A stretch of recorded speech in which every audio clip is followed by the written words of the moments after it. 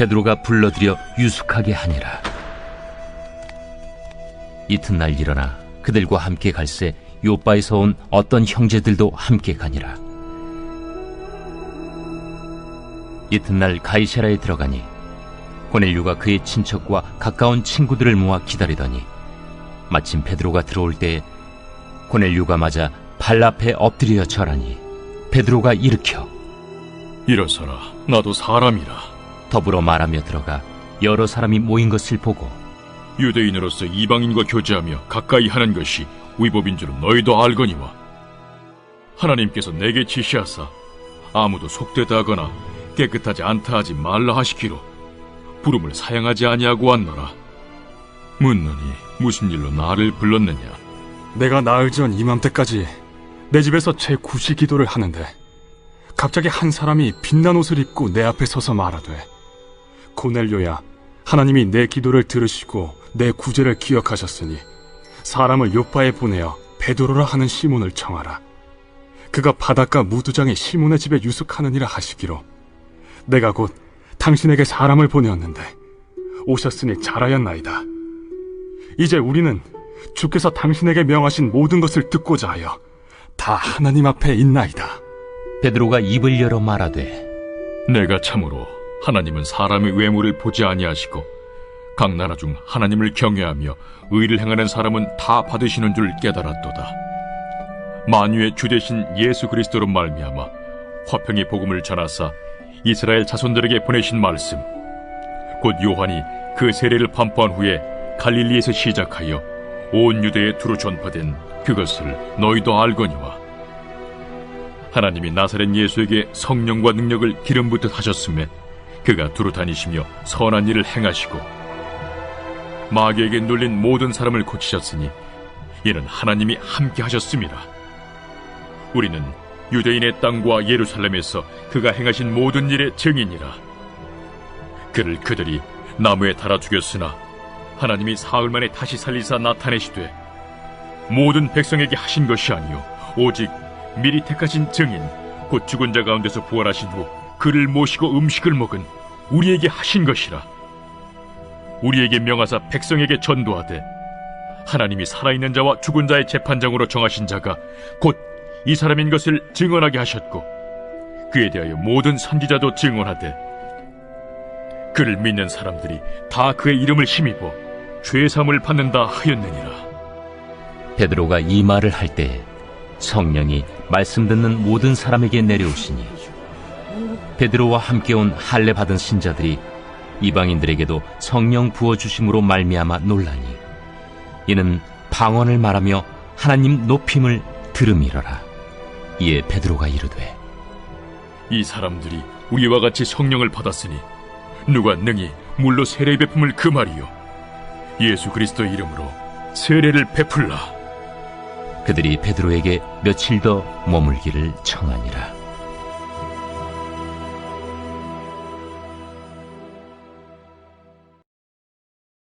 신앙인들은 그 신앙생활 속에서 주께서 우리에게 말씀하신 복음의 내용을 분별하고 또 그 복음을 온전히 믿는 믿음으로의 삶을 살아가는 것이 무엇보다 중요합니다. 그러나 우리 안에 그 믿음의 가치를 내 삶의 중심에 두고 살아갈 때 그것이 내 삶으로 나타나는 그런 신앙의 태도가 어떠한지도 또 우리는 중요하게 볼 수 있어야 합니다. 우리 신앙생활하는 그 태도를 보면 적어도 그 중심에 있는 신앙의 가치가 또 신앙의 내용이 어떤지를 엿볼 수 있다는 점에서 중요하다라고도 말할 수가 있을 겁니다. 그런 점에서 오늘 본문에 기록되어져 있는 베드로와 고넬료 이들이 보여주고 있는 신앙인으로서의 태도, 그것은 우리가 신앙인으로 살 때 이와 같은 신앙의 태도가 있어야 되겠다라고 하는 것을 생각하게 하고 또 결단하게 합니다. 26절 말씀을 보면 고넬료와 베드로의 만남 가운데서 베드로가 고넬료에게 자신의 삶을 겸손히 낮추며 이런 고백하는 것을 들을 수 있습니다. 26절 다시 읽어봅니다. 그러자 베드로는 일어나십시오. 나도 역시 사람입니다 하고 말하면서 그를 일으켜 세웠다. 지금 관심이 누구에게 쏠려 있습니까? 고넬료와 또 고넬료가 모아놓은 많은 사람들의 관심은 이 베드로에게 있습니다. 왜냐하면 천사가 베드로로 하여금 이곳에 올 수 있기까지 간섭하였고 이 모든 것이 하나님의 역사라고 하는 사실을 그들은 알았기 때문입니다. 그래서 극진한 존경의 마음을 가지고 또 배려를 가지고 베드로를 극진히 환영하지 않았겠습니까? 그런데 오늘 여기 말씀에 보면 베드로가 이렇게 행동한데도 사실 나름의 이유가 있습니다. 25절에 보면 베드로가 들어올 때 마중 나온 사람들이 그 발 앞에 엎드려서 뭐 했다고 말합니까? 절하였다라고 말합니다. 여기 절하였다라고 하는 것이 인사했다 혹은 높여서 그를 존대했다 그런 뜻이 아닙니다. 경배했다라는 뜻입니다. 그러니까 사람들이 입장에서 보면 보이지 않는 천사보다 눈에 보이는 사도 그를 더 경배하고 높이려고 하는 태도가 있었다는 거죠. 이러한 사람들의 반응에 대한 베드로의 모습이 나는 사람이다 라고 하는 표현이라는 것입니다. 이 베드로가 가지고 있는 신앙의 태도, 그 신앙의 태도 일면에는 무엇이 있다는 것을 알 수 있을까요? 철저히 하나님 중심의 사역을 하고 있다는 것을 알 수 있습니다. 자신이 높임받거나 자신이 사람들 사이에서 이름이 거론되어지는 것보다 예수 그리스도께서 행하신 사역이 그 입술을 통하여 선포되어지는 것처럼 하나님께서 그 사역과 지금 행하고 있는 모든 일의 중심에 계시다라고 하는 것을 나타내기 원한다는 것 알 수가 있죠. 28절 말씀에 보면 지금 베드로가 고넬료 앞에 서 있는 것도 또 지금 이와 같은 하나님의 사역 가운데 베드로가 쓰임받고 있는 것도 무엇 때문이라고 말하고 있습니까? 지금 베드로의 28절 말씀에 보면 고넬료와 함께 있는 것은 불법이다라고 하는 것을 여러분도 아실 겁니다라고 말하고 있습니다. 이 말을 뒤집어 놓고 보면 그 불법을 저질러서라도 내가 오늘 여기에 올 수밖에 없었던 것은 나를 여기에 이끄신 이가 하나님이시기 때문입니다의 고백이 있는 것이죠. 나는 그 부르심에 대하여 사양하지 아니하고 순종함으로 여기 서 있을 뿐입니다라고 말합니다. 여러분, 우리가 신앙생활을 하면서 신앙인으로서 가장 힘들게 여기는 태도 중에 하나가 나를 부인하는 것입니다. 나를 부정하는 것이고 내 생각을 부정하는 것이고 나의 계획을 무너뜨리는 것입니다. 그렇게 나를 깨뜨리는 것이야말로 신앙생활 가운데서 가장 어려운 일이라고 말하기도 합니다. 그러나 뒤집어 놓고 보면 가장 어려운 일이기 때문에 하나님이 하신다는 점에서 또한 가장 쉬운 일이 될 수도 있습니다. 당시 유대인들에게 있어서는 이방인들과 교제하는 것 자체가 불법이었습니다. 그래서 신명기 7장 3절 4절 말씀에 이방인과 혼인하지 말라라고 하는 이 말씀을 확대 해석해서 이방인과 함께 지내는 것, 교제하는 것, 그들과 함께 식탁을 마주하여서 음식을 나누어 먹는 것, 이 모든 것들이 다 불법이고 위법이라고 하는 것이 당시의 율법이었습니다. 그런데 이 율법을 지금 베드로가 깨뜨리고 여기 하나님의 선한 사역 가운데 있는 것은 다른 이유 때문이 아닙니다. 하나님이 내게 말씀하셨음을 경험하였고 또한 믿고 확신하였기에 하나님의 하실 일들에 대한 기대감을 가지고 여기 와 있는 것입니다. 교회 공동체 안에 사도행전의 말씀을 통해서 말씀하시는 것도 명확하지 않습니까? 율법보다 더 우선하는 것은 지금 말씀하시는 하나님의 음성이다라고 하는 것도 우리가 깨달을 수 있습니다. 때문에 순간순간 다가오는 나의 생각과 계획을 앞세워 살아가는 것이 아니라 오늘 하나님께서 계획하시고 뜻하신 그 일에 반응하고 또한 믿음으로의 삶을 살아가는 것이 우리의 삶 가운데 무엇보다 중요하다라고 하는 것도 오늘 말씀을 통해서 알 수가 있습니다. 베드로는 기꺼이 관습을 깨뜨렸습니다. 나의 생각을 무너뜨려서 영적인 모험을 감행할 수 있었습니다. 그것이 하나님의 말씀하심 때문이었다면 오늘 여러분에게도 말씀하시는 주님의 음성을 듣게 되시기를 축복합니다. 그리고 들어 순종할 수 있기를 축복합니다. 그것이 어떤 일이든 그것이 어떤 상황 가운데 주어진 하나님의 음성이든 그 말씀하심 앞에 오늘 순종하며 나아가는 자 되어짐으로 주님의 이름을 영원롭게 할 수 있게 되시길 축복합니다. 그런데 베드로의 순종이 참 놀랍고 대단하다 느껴지는 이유는 29절의 말씀 때문입니다. 29절에 보면 여러분이 나를 부르러 사람들을 보냈을 때 반대하지 않고 왔습니다. 그런데 묻고 싶은 것이 있습니다 라고 말합니다. 그러니까 베드로가 지금 질문한다는 거죠. 뭘 질문합니까? 무슨 일로 나를 오라고 하셨습니까? 그러니까 여기 왜 와야 되는지도 모르고 온 겁니다. 그리고 거기 왜 가야 되는지를 따져 물은 적도 없습니다. 아무것도 모르는 채 지금 여기 고넬료 앞에 서 있는 베드로의 모습, 여러분 이것은 정말 무모하기 짝이 없는 순종이고 또 대단한 믿음의 순종의 태도라고도 볼 수 있지 않겠습니까? 오늘 저와 여러분에게 신앙생활을 하는 동안에 늘 합리적이고 이성적이고 논리적인 사고를 따라서 신앙생활하는 것이 때로는 합당하게 느껴지기도 합니다. 또 그것은 잘못된 일은 아니죠. 그런데 때로 우리 이성과 우리 합리적인 사고와 또 어떤 경험적인 것들을 뛰어넘고 초월하여서 하나님이 우리로 하여금 강권하게 하시는 것들이 있습니다. 시대적인 상황에도 맞지 않고 오늘 내 삶의 현실의 문제와도 맞지 않지만 하나님께서 나로 강권하셔서 나를 압도하여 나를 주관하셔서 하나님이 하게 하시는 일들이 있습니다.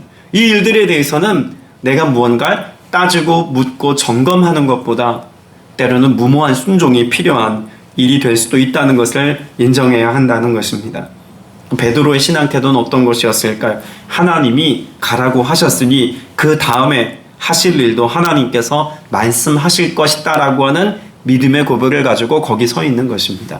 그러니까 베드로는 사실 속이 편한 사람이지 않았을까 생각이 듭니다. 하나님과 친밀했기 때문에 뭔가 자기가 앞서 걱정하고 계획하고 또 이 일에 대해서 염려함으로 과연 잘 될까 안 될까 이런 스트레스 받는 삶이 아니라 도리어 하나님이 말씀하셨고 내가 거기에 순종하고 따라가고 있기에 또 하나님이 하실 일들을 기대하고 믿고 나아갈 뿐이지 이에 대해서 내가 앞서 염려하지 않는다는 것입니다.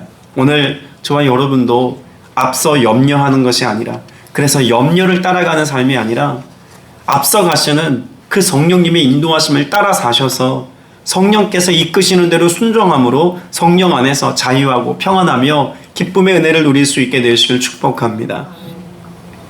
고넬료가 베드로에게 이와 같은 여러 정황들에 대하여 말씀하고 있습니다. 왜 베드로를 불렀는지에 대해서 30절부터 32절까지 말씀하고 있죠. 그리고 33절에 그렇게 와주셨으니 너무나 고맙습니다. 감사합니다라고 말하면서 지금 무엇 하기를 원하는지 우리가 살펴볼 필요가 있습니다. 33절 중반부부터 보면 지금 우리는 주님께서 당신에게 지시하신 모든 말씀을 들으려고 다 같이 하나님 앞에 모여 있습니다. 자, 그러면 고넬료가 의도적으로 지금 무언가 하나님이 하려 하시는 일들이 이런 것입니다라고 표현하지는 않았습니다만 적어도 그가 하나님과 나와의 관계 안에서 하나님 앞에서 기대하고 있는 바가 무엇인지를 표현합니다. 그게 무엇입니까? 당신에게 지시하신 말씀을 듣는 겁니다. 그럼 베드로 입장에서 보면 고넬료는 우리가 좀 이따 보겠습니다만 베드로 입장에서 보면 지금 해야 할 일이 무엇인 것을 이 대화 속에서 발견합니다. 베드로가 할 수 있는 일 무엇입니까? 말하는 것입니다. 듣고자 하니 그저 그는 말하면 되는 것뿐이었습니다. 여러분 지금 앞서 베드로와 고넬료의 만남이 어떤 만남이었습니까? 하나님께서 분주하게 선한 역사를 이루셔서 고넬료는 고넬료대로 베드로는 베드로대로 환상 가운데 만나 주셨습니다. 뭔가 대단하고 엄청난 일이 일어날 것을 기대할 만한 충분한 기대가 일어날 만한 상황 아닙니까? 그런데 고넬료가 기대하는 것도 그저 평범히 말씀 듣는 것이었고 베드로가 지금 하려고 하는 것도 뭔가 대단한 기적과 이사가 나타나는 영적인 어떤 특별한 현상들이 벌어지는 일이 아니라 복음의 메시지를 전하는 것, 말하는 것, 그것이었습니다. 그래서 34절에 보면 베드로가 무엇합니까? 베드로가 입을 열어 말하였다. 여러분 이 모든 베드로가 말하기 이전의 일들은 대단한 영적인 일들이었음에도 불구하고 베드로가 지금 하는 현장에서 벌어지고 있는 일은 복음을 듣고자 하는 자와 복음을 선포하는 자, 너무나 평범하고 너무나 일상적인 특별할 거라고는 아무것도 없는 일이 지금 여기에서 펼쳐지고 있습니다. 우리는 때로 어떤 영적인 사역을 감당함에 있어서 우리에게 주어진 평범함 속에서 하나님의 선한 역사를 기대하기보다 너무나 특별한 어떤 현상들이 일어나야만 하나님의 권능의 역사라고 생각하기 쉽습니다. 병든 자가 고침받고 일어나고 해결되지 못했던 삶의 문제가 해결되어지고 귀신들이 쫓겨나가는, 물론 그와 같은 성령의 기름 부심의 역사를 통한 하나님의 역사하심이 우리 사역 가운데 일어날 수 있고 또 일어나게 하시는 하나님이신 줄로 믿습니다. 그러나 그런 하나님의 특별한 사역이 우리의 삶 가운데 지금 당장 눈앞에 없다 할지라도 하나님께서 계획하신 일이 그저 평범한 말씀을 듣고 말씀을 전하는 일이라면 그 속에서도 신실한 하나님은 여전히 역사하시고 권능을 베풀어 주시는 줄로 믿습니다. 여러분, 베드로가 이와 같이 말할 때에, 그렇게 입을 열어 전할 때에 어떤 역사가 있었다고 말씀하고 있습니까? 44절 말씀을 보시기 바랍니다. 베드로가 이런 말을 하고 있을 때에 그 말을 듣는 모든 사람에게 성령이 내리셨다. 여러분, 앞서 우리가 본문을 읽었습니다만 베드로가 지금 전하고 있는 37절부터 43절까지 말씀의 내용을 보면 베드로가 전한 복음의 내용이라고 하는 것도 특별할 것이 아무것도 없습니다. 예수 그리스도께서 이 땅에 오셨고 사역하셨고 십자가에서 죽으셨고 우리 모든 죄의 문제를 해결하신 예수 그리스도께서 부활하셨고 우리가 그 일의 증인이다 라고 하는 너무나 간단한 복음의 메시지를 전했을 뿐입니다. 그런데 그곳에 기대하여 말씀을 들었던 이들에게 누가 역사하십니까? 성령님 역사하신 겁니다. 그래서 성령이 그들에게 임하심에 온 가족들과 거기 모였던 모든 이들이 하나님이 행하시는 권능과 기적의 역사를 경험하더라는 것입니다. 하나님께서 우리에게 기대하시는 일들도 평범한 일입니다. 그러나 그 평범함 속에서 기대할 일은 역시 하나님의 영적인 일이고 우리가 기대하지 못했던 하나님의 역사라는 것입니다. 오늘 저와 여러분이 이 하루를 살아가면서 하나님께서 우리에게 열어놓으신 평범한 은혜의 사역들, 기도하고 말씀 읽고 전도하고 또 성도 간에 교제하며 또 하나님의 마음을 가지고 그리스도의 사랑을 실천력 있게 살아가는 평범함 속에서 능히 행하시는 성령의 역사하심과 은혜 베푸심을 오늘 또 소망하며 믿음으로 살게 되시기를 주님의 이름으로 축복합니다. 이런 베드로의 모습만큼이나 또 탁월한 신앙인의 모습을 잘 보여주고 있는 이가 고넬료죠. 24절 말씀을 보시면 고넬료가 지금 어떤 모습으로 베드로를 기다리고 있는지에 관해서 잘 설명합니다. 24절 같이 읽어봅니다. 그 다음날 베드로는 가이사랴에 들어갔다. 고넬료는 자기 친척들과 가까운 친구들을 불러놓고 그들을 기다리고 있다가, 자, 24절 말씀을 우리가 생각해 보기 전에 지금 베드로가 고넬료 가정 가운데 이르게 될 것에 관해서 명확한 사인이나 혹은 그와 같은 소식을 전달받지 않았다라고 하는 사실을 우리는 염두에 두어야 합니다. 지금 베드로에게 보냈던 종과 또 그 부하가 아직 누구와 있습니까? 베드로와 있습니다. 그러니까 고넬료 입장에서 보면 베드로가 올 것을 기대함으로 사람들을 보냈지만 함께 올지 안 올지에 대한 정보가 없다는 이야기죠. 그럼에도 불구하고 고넬료가 한 일은 무엇입니까? 친척들과 친구들을 불러놓고 하나님이 하실 일을 기대하고 있더라는 것입니다. 그러면 단지 어떤 영적인 일에 대한 기대감이라고만 우리가 생각할 것이 아니라 고넬료가 보여준 그 중심에는 무엇이 있다는 것입니까? 믿음이라고 하는 온전한 태도가 겉으로 드러났다라고 말할 수 있지 않겠습니까? 과연 베드로가 올까? 의심하거나 안 오면 어쩌지? 라고 걱정하지 않았다는 것입니다. 하나님이 나에게 천사를 통하여 말씀하셨고 또 그 일에 관하여 명확하게 하나님께서 계시하셨으니 하나님이 일하실 것이다 라고 하는 믿음의 고백을 가지고 하나님이 하실 일들에 대한 영적인 설레임을 가지고 내가 할 수 있는 일에 성실한 겁니다. 내가 할 수 있는 일은 종들을 보내는 것과 함께 그와 같은 하나님의 은혜의 역사가 일어나는 이때를 놓치지 않고 친척들과 자기 주변에 있는 사람들에게 하나님의 역사가 일어나기를 소망하며 사람을 불러 모으는 바로 그 일이었던 것이죠. 오늘 저와 여러분이 믿음의 태도를 온전하게 하고 살아간다는 것은 결국 우리의 중심과 우리의 마음에서부터 무엇해야 한다는 것입니까? 믿음으로의 삶을 살고 영적인 기대감을 가지고 오늘을 살아가는 것, 바로 그것인 줄로 믿습니다. 베드로전서 1장 21절 말씀에 보면 그런 소망에 관한 말씀을 베드로가 가르친 것이 있습니다. 너희는 그를 죽은 자 가운데서 살리시고 영광을 주신 하나님을 그리스도로 말미암아 믿는 자니 너희 믿음과 소망이 하나님께 있게 하셨느니라. 무엇이 우리의 마음 가운데 있어야 한다고요? 믿음과 소망입니다. 저와 여러분이 오늘을 살아가는 동안 고넬료가 보여주었던 것처럼 그런 믿음이 있고 또 하나님께서 하실 일들이라는 소망을 가지고 살아갈 때 여러분의 삶 가운데 미처 깨닫지 못하고 알지 못했던 하나님 나라의 놀라운 일들이 오늘 여러분의 삶 가운데 열매가 되어 나타나는 은혜가 있게 될 줄로 믿습니다. 여러분, 우리 신앙생활 가운데 정말 무섭고 또 경계해야 될 것 중에 하나는 익숙해지는 것입니다.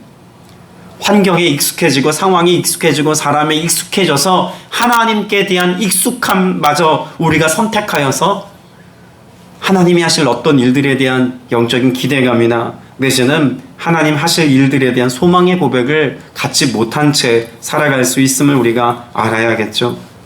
우리가 어떤 특별한 일을 계획하지는 않을 수 있지만 그 평범함 속에서 일하시는 하나님이 특별한 분이심을 여러분들이 소망하고 또한 깨닫고 믿는다면 우리의 삶은 특별하신 주로 인하여 오늘 특별한 복된 하루를 살게 될 줄로 믿습니다. 여러분의 삶에 이 놀라운 은혜가 기쁨과 찬송으로 고백되어지는 은혜 있게 되시기를 다시 한번 축복합니다.